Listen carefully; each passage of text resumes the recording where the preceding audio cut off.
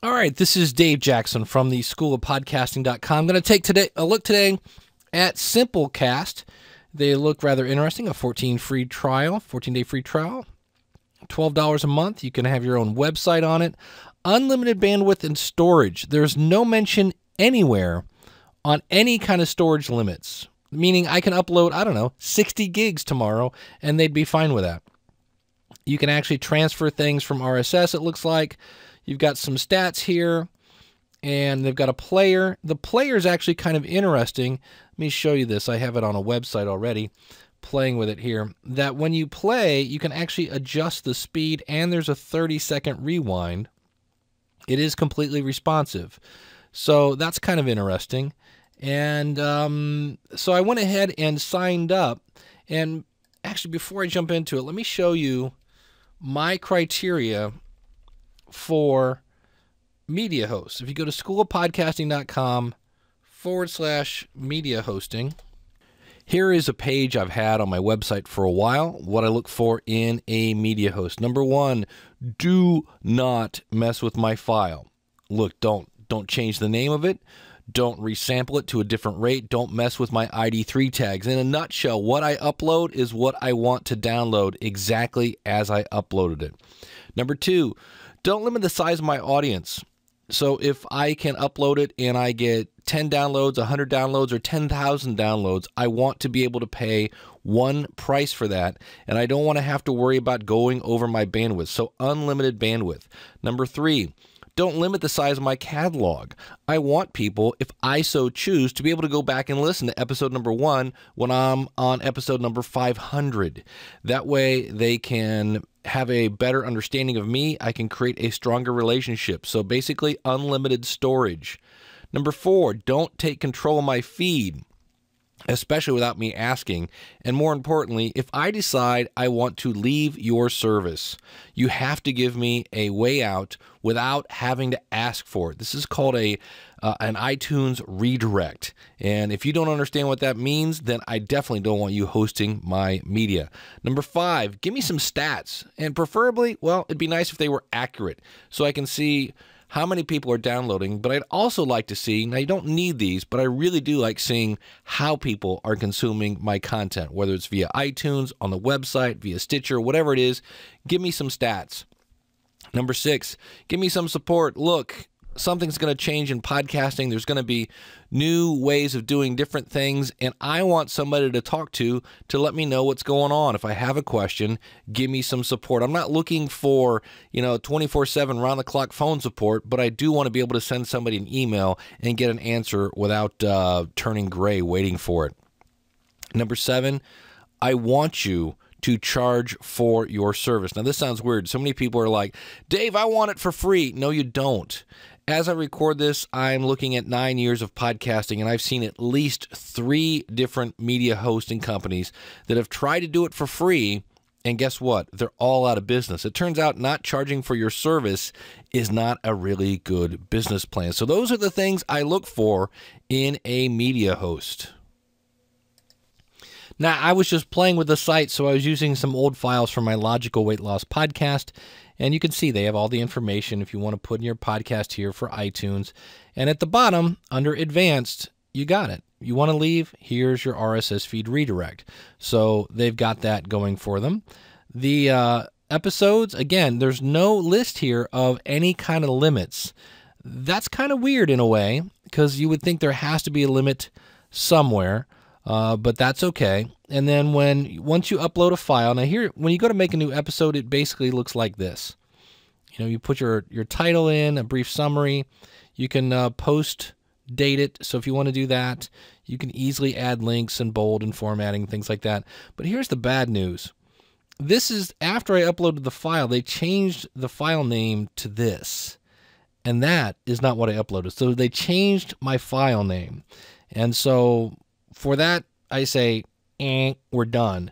But we'll continue looking at these just to show you some things about Simplecast.fm that do make them a little different. Number one, they do have statistics. Now, granted, I've had this file up for maybe 15 minutes. So you can see I've had a total 3 downloads here. And, I can see here what episode listens per episode, so they have that. You can see the top 10 episodes, and I've only got one episode, where people are listening from. So these are coming in at this point via, it's on an actual live website, so people are downloading that. And so you can see this, and you can adjust these to all time, which is great. Overall listens. So they do have stats. It's interesting. And they have something that's completely, some things that make them very different. Managers. You can actually update podcast information and add episodes, view statistics, but are not allowed to delete your podcast or change billing information. So if you're working with a podcast producer, somebody who's doing all of your editing and things like that, this would give them access to your account, but they won't be able to update any of the billing information. That's new. That's kind of different. That's thinking outside the box. The other thing that's a little different, you can have your own website. Now, obviously, if you've listened to my podcast, I always say send everybody back to your website. But if you didn't have a website and you wanted to use their website, you can actually, use their platform as your website, and it's a very basic looking website. But here you can see, they have the links here for your iTunes and anything else. Here's my Twitter. Down here, they have a thing about the host and my Twitter down here. But they have this sponsor thing. And what this allows you to do is you can set up banners. So here I have a couple different banners here.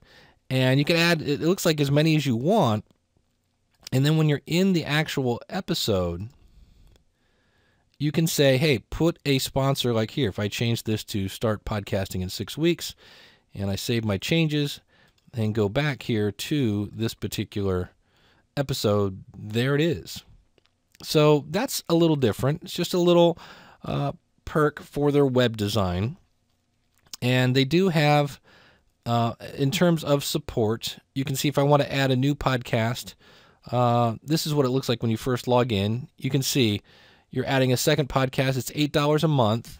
And again, there's no mentions of limits, but you can see here, it's very easy. They do have, when you first log in, you can actually import your feed, but they do have a thing here, frequently asked questions. So this is really all the documentation that I could find at this point.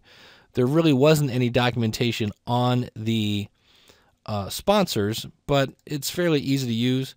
If you want to contact them, you'll have that, and I'll show you something I've done in that department.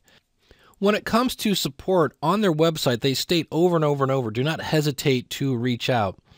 So you can see here, 7 days ago, I reached out. Josh and John, I'm confused. I can upload as much as I want for $12 a month. There has to be some limits somewhere. I got no response. And I thought, you know what, before I say that, you can see here, I just signed up today. If I look in my email here, yeah, I got no reply. So first impression, at least, of their support is non-existent at this point. So that would be the other thing that I would say no thank you for them. That's again, another pretty big strike, because I've got to be able to talk to somebody when you're talking about your media. Your media is the blood of your podcast. The other thing I don't like is they change your ID3 tags. Let me show you that. So here is that file that I uploaded, and if I go here to my original file, you can see I've got all the tools, the year, the date, the podcast, and something in the comment field. If I go to the file that they have me, after I've uploaded it to them and I download it, well, let's see what happens. So here you can see I've just downloaded their renamed file. If I say, hey, let me see that. And now I go here and say, let me see the ID3 tags. They didn't really mess with them. You can see where it's, everything's there, but there's no year, and my comments are gone. So for whatever reason, they kind of, they renamed it, and they didn't carry over all my ID3 tags. The other thing they did, and probably why they offer unlimited storage, here's the original one, okay, at 128 stereo. Here's the downloaded one, and when I look at this, they've converted it to 64 mono. Not a huge deal. Most of the time I actually publish at 64 mono, but they've not only changed the name, They've changed my ID3 tags. They've also changed the format. And that is strike 1, 2, and 3. So Dave, who do I recommend? Well, it's always these two, because these are the only two companies that can pass my criteria, and that is Libsyn, Libsyn.com. You can actually get now it's a little more money, $20 a month, but you'll also get advanced statistics and a smartphone app at Libsyn. And then Blueberry is another company I recommend. That the interesting thing about Blueberry, you can upload everything from within WordPress, and they'll actually do the ID3 tagging for you as you upload it. And with both those companies, you can use the coupon code SOP, School of Podcasting, SOP free, and you'll get a free month. So Simplecast, I'm happy to see new products coming into our area of podcasting, but unfortunately, they don't pass my criteria for a media host. For more information, come visit me over at schoolofpodcasting.com, and I help you avoid the hassles and the pains of podcasting so you do it right the first time, because if you choose a wrong media host, when you have to move later, it's quite the pain in the rear end.